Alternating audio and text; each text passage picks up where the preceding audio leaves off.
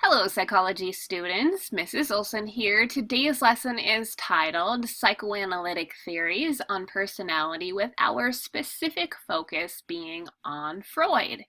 So our learning target says that you will be able to explain different theories of personality. So what that means is that you are going to be learning about 3 different psychologists' ideas about personality.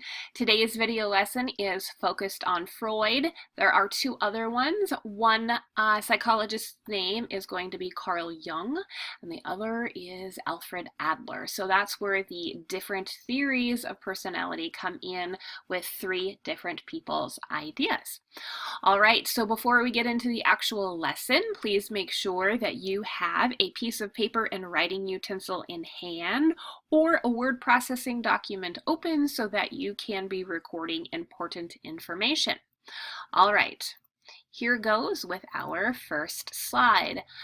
And this is just a reminder, since we have talked about Freud before, that you want to make sure that you are wearing your mature shoes, so to speak, whenever it is that we are learning about Freud, because a lot of his ideas are often related and connected to sex. So here we go with the id, the ego, and the superego.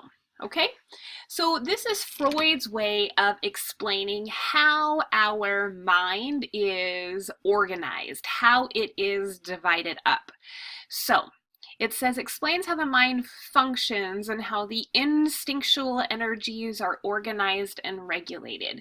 So instinctual, whenever we're talking about Freud, this term is going to be related to sex, okay?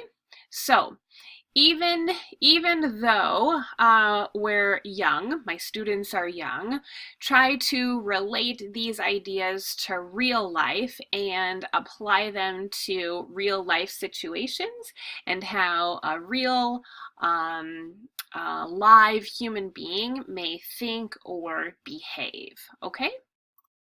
All right, so the id. It's part of the unconscious. I'm going to show you some graphics that hopefully hit home as far as what this refers to. It's part of the unconscious that holds our needs, drives, instincts, and repressions. And we're going to talk more about these repressions in a little bit, okay?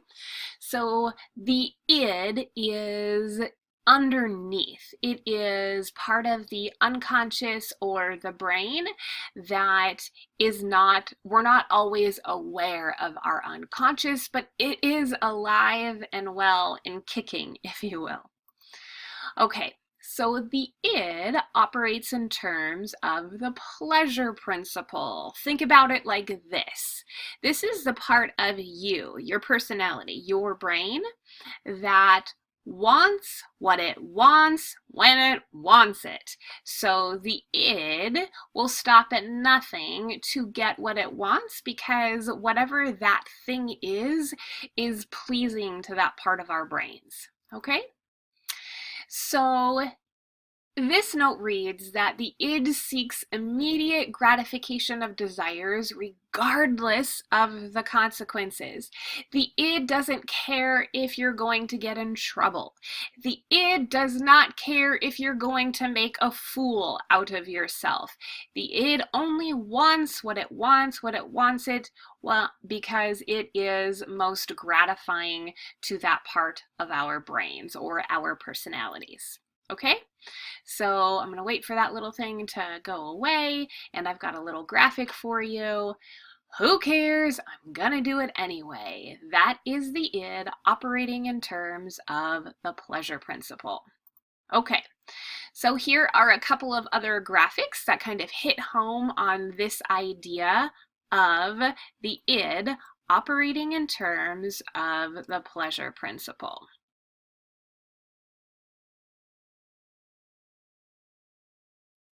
Okay, so that is one part of our personalities or our brains, our minds, and how Freud says it operates or how it runs. Okay, so here goes with the next part. The next part is the id. In the definition, or excuse me, the ego. The definition of the ego is that it is part of the personality that is in touch with reality and strives to meet the demands of the id and the superego in socially acceptable ways. Think about the ego as the face that you want everybody to see. The ego, in Freud's ideas of these three separations of ourselves, the ego is always trying to balance what the id wants and what the superego is saying that should be done. And we will be talking about the superego. But the ego is the one that knows the right kind of decision to make so that you can be accepted by your family, your friends, society, the world, the people that are around you. Okay? So, the ego operates in terms of the reality principle. It is the face that goes to work, the one that goes to school, the one that is in the real world, so to speak. Okay? So, a couple of graphics to help hit home about how the ego operates. Welcome to reality. The ego is the decider between the two, the id and then the superego, which we will talk about next. You can think about it as the head in the middle that has to decide what the ego wants and what the superego is saying should be done. Okay, now here goes with the superego.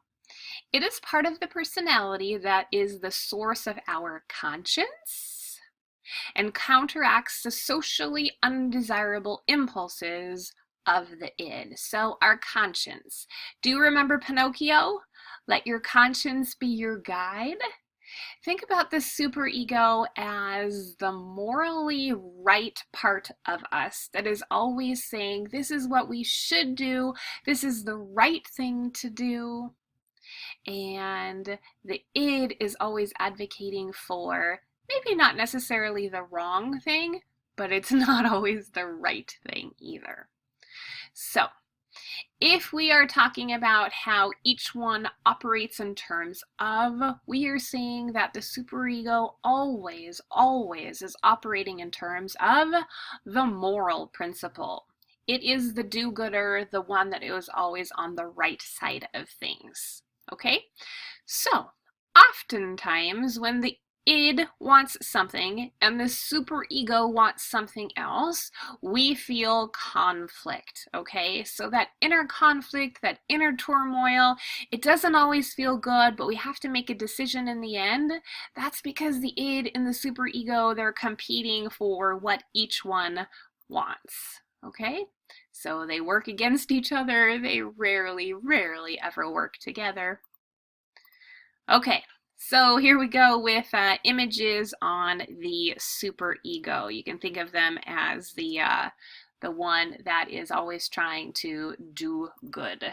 Okay, so they're always on the right side of things. Da, da, da, da. Now let's look at it this way. The ego is the head in the middle. The superego is the moral one on the right side, literally on the right side of things. And the id is always trying to satisfy some kind of unconscious desire, some kind of instinct that we have. So, if you need a little cheat sheet that helps you to remember what each one wants, you can think about it this way. The id always wants. It wants what it wants when it wants it. The ego is constantly in decider mode. They have to decide what is the best course of action for us. And the superego always advocates what should be done, what is the right thing to do. Okay?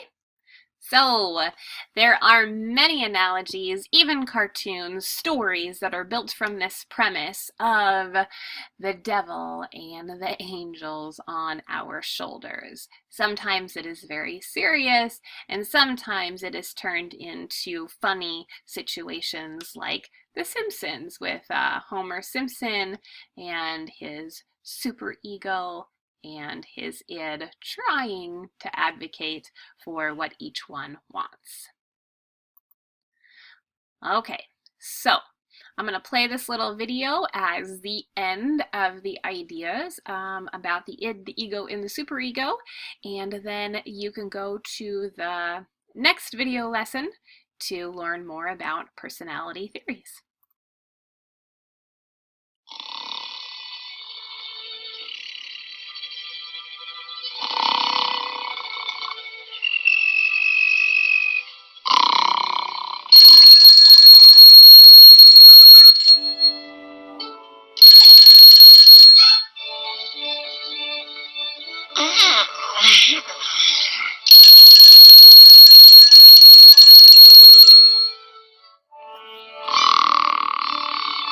Wake up, Donald.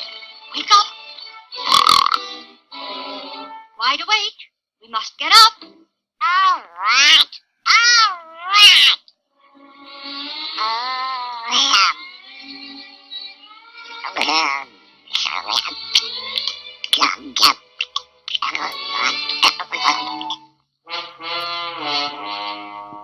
Hey, don't be a sap. Let's go back to sleep. Okay.